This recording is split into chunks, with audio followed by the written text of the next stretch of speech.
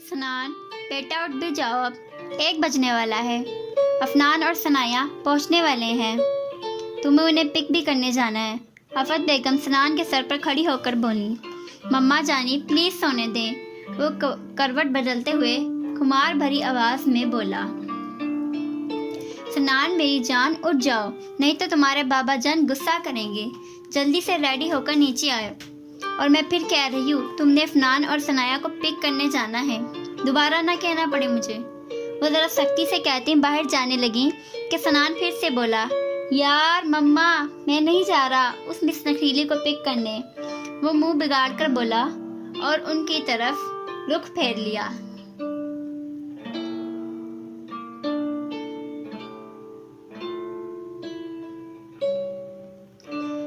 شرم کرو، وہ کزن ہے تمہاری اور ثنایا نام ہے اس کا، یہ کیا نخریلی لگائے رکھتے ہو؟ خبردار جو اس کے سامنے تم نے اسے ایسے نام سے مخاطب کیا۔ اور جلدی سے اٹھو اور ٹائم پر پہنچنا وہاں، کہیں وہ انتظار نہ کرتے رہ جائیں۔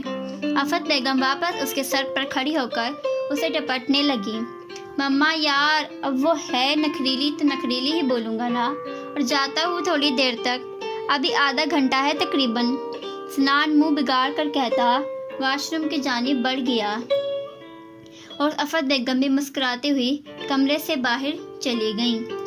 سنان جیسے ہی تیار ہو کر نیچے آیا، اس کی نظر چہکتی ہوئی یالے پر پڑی۔ اس کے چہرے پر صاف خوشی کی رمق تھی۔ ہائے ممی کب آئے گی وہ، کتنا ٹائم تو ہو گیا ہے، یالے نے اکتائے ہوئے لہجے میں کہا۔ آنے والے ہیں بیٹا، بس سنان جا رہا ہے ان کو لینے۔ ثنایا کی کال آئی تھی، کہہ رہی تھی پہنچنے والے ہیں 15-20 منٹ تک۔ آفت بیگم یالے کی بےتابی دیکھ کر مسکرا کر بولی،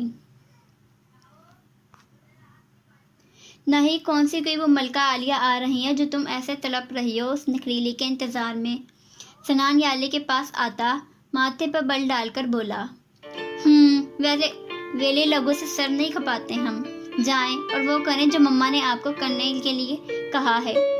یالے منہ بگاڑ کر بولی تو سنان اسے گھورتا باہر کی جانب بڑھ گیا، جبکہ آفت بیگم کچن میں تیار کھانے کی طرف بڑھ گئیں۔ پچھلے 10 منٹ سے وہ بس سٹاپ پر کار سے ٹیک لگائے کھڑا بس کا انتظار کر رہا تھا۔ چہرے پر وادیہ اکتاہٹ تھی انتظار کرنے کی وجہ سے۔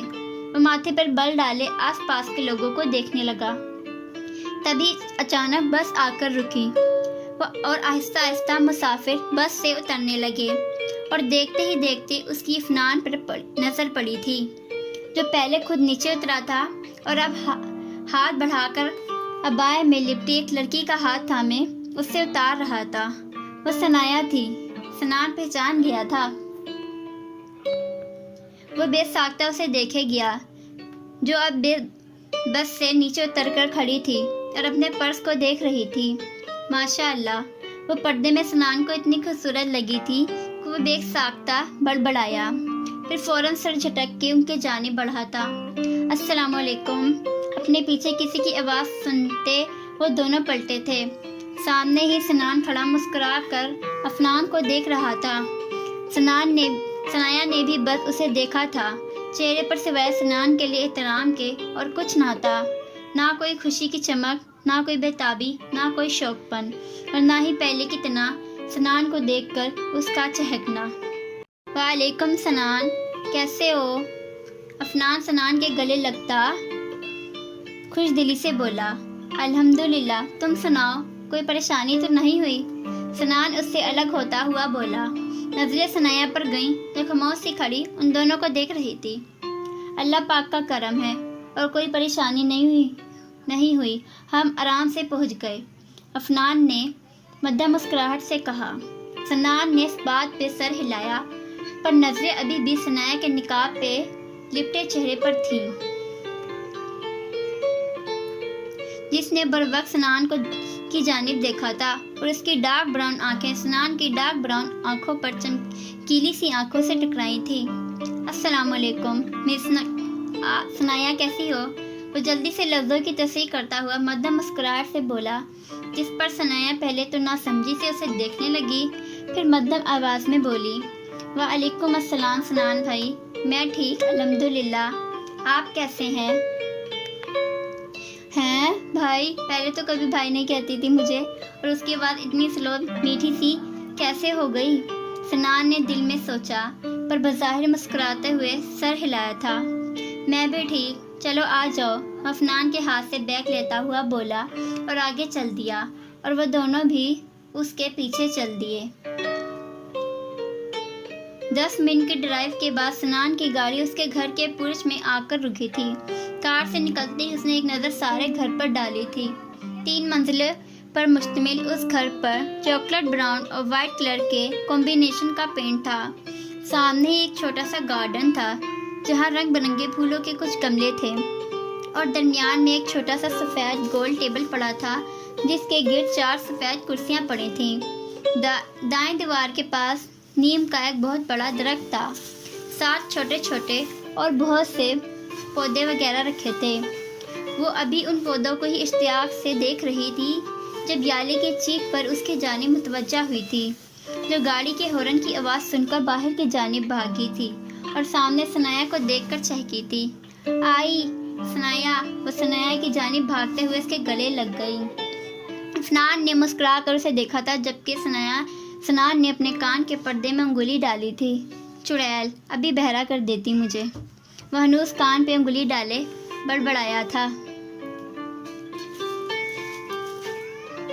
کیسی ہو یار؟ شکر ہے آ گئی، میں صبح سے انتظار کر رہی تھی، یالے خوشگوار سے لہجے میں اسے کہہ رہی تھی۔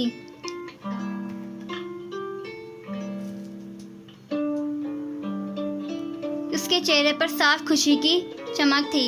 میں ٹھیک، تم کیسی ہو؟ وہی مدھم اور میٹھا لہجہ۔ سنان ایک بار پھر حیران ہوا۔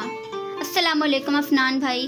یالے اس سے الگ ہوئی افنان کے سامنے آ کر پوچھنے لگی، جس نے مسکرا کر اس کے سر پر ہاتھ رکھا تھا۔ میں بالکل ٹھیک، تم کیسی ہو؟ میں بھی بالکل ٹھیک، وہ خوشی سے بولی۔ ثنایا کا ہاتھ پکڑے اسے اندر لے گئی، اور سنان اس کے راستے کو دیکھتے گیا جہاں سے وہ گزری تھی۔ وہ افنان کو لیے جیسے ہی گھر کے اندر داخل ہوا تو افت بیگم ثنایا کو گلے لگائے کھڑی تھیں۔ ان کے چہرے پر مسکراہٹ تھی، پر آنکھیں نم تھیں۔ کیسی ہو میری بچی؟ اتنے وقت کے بعد آئی ہو، خالہ کی یاد نہیں آئی کیا؟ وہ ناراضگی سے شکوہ کرتے ہوئے۔ میں ٹھیک خالہ جانی، آپ کیسی ہیں؟ سوری نا میری پیاری خالہ جان، ناراض نہ ہو، میں آپ کو بہت مس کرتی تھی پر آ نہیں پائی، پر اب تو آ گئی ہوں نا، پلیز ایسے ناراض نہیں ہو۔ ثنایا ان سے الگ ہوتی محبت سے ان کے ہاتھ تھامتے ہوئے بولی۔ افت بیگم مسکرائی۔ نہیں ہوں میں ناراض، اور اب میں نے جانے نہیں دینا تمہیں، وہ تنبیہ انداز میں بولی، اور میں نے جانا بھی نہیں ہے ابھی، ثنایا بھی ہنستے ہوئے کہنے لگی، جس پر باقی سب بھی مسکرائے تھے سوائے سنان کے، جو انہیں اگنور کیے ارد گرد دیکھ رہا تھا جیسے اس کا یہ کام زیادہ اہم ہو۔ السلام علیکم خالہ جان۔ افنان نے آگے بڑھ کر افت بیگم کے آگے سر جھکایا۔ وعلیکم السلام میرا بچہ، کیسے ہو؟ گھر میں سب کیسے تھے؟ سنان کے سر پر ہاتھ رکھتے ہوئے محبت سے بولی۔ سب ٹھیک الحمدللہ، افنان نے کہا۔ چلو آؤ بیٹھو، تم دونوں تھک گئے ہوگے، اور یالے تم جاؤ جلدی سے پانی لاؤ۔ افت بیگم انہیں صوفے پر بیٹھنے کا اشارہ کرتے ہوئے یالے سے مخاطب ہوئیں، جو فوراً کچن میں پانی لینے چلی گئی۔ وہ دونوں صوفے پر بیٹھے، افنان کے ساتھ سنان ٹوئسٹر صوفے پر بیٹھا تھا، اور ثنایا ان کے سامنے ہی 3 سیٹر صوفے پر افت بیگم کے سامنے بیٹھی تھی۔ نقاب اتار دو بیٹا، گرمی لگ رہی ہوگی۔ افت بیگم اسے ابھی تک نقاب کیے بیٹھا دیکھ کر بولی۔ جی خالہ جان، مجھے ابایا ابھی اتارنا ہے، وہ اپنے ابائے کی جانب اشارہ کرتے ہوئے بولی۔ افنان بھائی یہ لیں پانی پئیں، اور ثنایا تم آ جاؤ میرے کمرے میں، وہیں اتار لو بایا اور فریش بھی ہو جاؤ۔ یالے نے افنان کو پانی دیتے ہوئے ثنایا کو کہا۔ ہاں چلو جاؤ بیٹا، افت بیگم نے بھی یالے کی تائید کی۔ ثنایا اس بات میں سر ہلاتی یالے کے ساتھ چلی گئی، جبکہ باقی تینوں افراد باتوں میں مشغول ہو گئے۔ ثنایا نے کمرے میں آ کر پہلے نقاب اتارا اور پھر ابایا، اور پرس سے اپنا سوٹ کے ساتھ دوپٹہ نکال کر گلے میں ڈالا۔ یہ لو پانی پیو، اور پھر منہ ہاتھ دھو کر فریش ہو جاؤ، याले ने उसे पानी देते हुए कहा। अच्छा, सनाया ने कहते हुए गिलास थामा और पानी पीने लगी। फिर उठकर वॉशरूम गई और मुँह हाथ धोकर बाहर आई। याले अभी तक वहीं बैठी उसका इंतज़ार कर रही थी। चेहरे पे हनूस मध्यम मुस्कुराहट थी, जिसे देख सनाया भी मुस्कुराई। क्या हुआ, ऐसे क्यों देख रही हो? सनाया ने पूछा। कुछ नहीं यार, देख रही हो तुम तो बहुत प्यारी हो गई हो माशाल्लाह, याले मध्यम मुस्कुराहट से कहती उसके पास आई। और थोड़ी कमज़ोर भी हो गई हो, वह सनाया की जिसामत देखते हुए बोली। जवाब जो अबाए में महसूस नहीं हो रही थी, पर अब वासिया थी। नहीं यार, ठीक तो हूँ, सनाया खुद को आईने में देखते हुए बोली। तुमने नहीं मानना, पर सच में तुम पहले से वीक हो गई हो। यकीन नहीं तो बाहर चल के देख लेना, मम्मा भी यही कहेंगी, याले बोली और शीशे से कंघा उठाकर उसे दिया, जिसे उसने थामा और अपने आगे बालों को सेट करने लगी। बाकी बाल कैचर के साथ जूड़े में मुकीद किए। उन्होंने तो वैसे भी कहना है, चाहे मैं कमज़ोर हुई हो या ना हुई हो, सनाया हंसते हुए बोली और कंघा सर पर रखकर दुपट्टा सलीके से सर पर ओढ़ा। चलो आ जाओ, वो याले को कहती उसका हाथ पकड़कर कमरे से बाहर निकली। सनान जो अहान से बातें करने में मसरूफ़ था, उसकी नज़र सीढ़ियों से उतरती सनाया पर गई थी, जो मुकम्मल काले सादा से लोन के सूट में मलबूस थी, पर सर पर दुपट्टा मिक्स शेड्स का ओढ़ा हुआ था। वैसे देख रहा था जो बहुत बदल गई थी, कद भी थोड़ा बढ़ गया था। पहले वो काफ़ी हेल्थी थी, पर अब स्मार्ट सी लग रही थी। रंग जो 2 साल पहले सांवला था, अब गंदमी गोरा सा लग रहा था, और चेहरे पर हर वक्त शरारत नाचती थी। होठों से मुस्कुराहट एक पल के लिए भी गायब नहीं होती थी, वहाँ अब संजीदगी थी। और दुपट्टा जो पहले गले में झूलता था, अब सलीके से सर पर टिका हुआ था। नजरें झुकी हुई थी, वो उसे पूरे 2 साल बाद देख रहा था, इतने बदलाव के साथ। माशाअल्लाह, वो फिर से बेसाख्ता बड़बड़ाया, अस्तगफिरुल्लाह, लेकिन फ़ौरन होश में आता सर झटक कर थोड़ा ऊंचा बोला, जिस पर अफनान ने नासमझी से उसे देखा। क्या कहा? अफनान ने पूछा। कुछ भी तो नहीं, वह ज़बरदस्ती मुस्कुराकर कहने लगा।